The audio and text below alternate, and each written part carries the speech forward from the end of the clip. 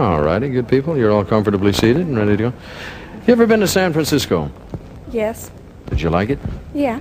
You know, that's the most unusual thing. I've never yet run into anybody who ever had anything derogatory to say about the place. Everybody who goes there falls in love with it. But there's a whole new scene now in San Francisco.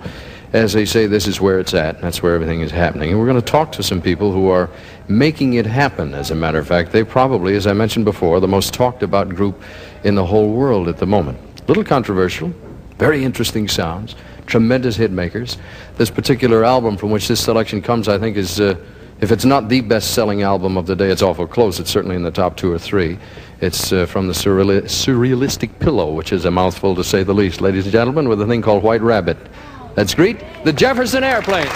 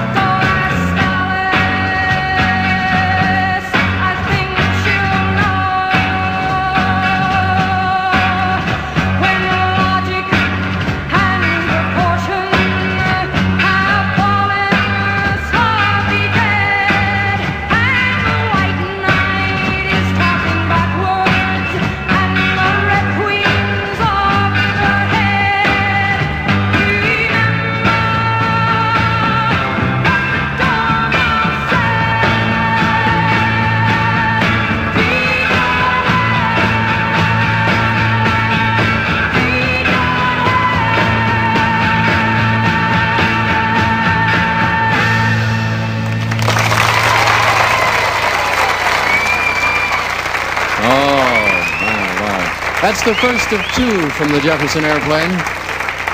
This has got to be one of the most unique and unusual recordings ever because it appeals to all different kinds of people. People of all different age groups. One of the biggest sellers everywhere in the country. Before we talk to them, let's ask them to do one more and then we'll chat a little bit. Ladies and gentlemen, again, the Jefferson Airplane.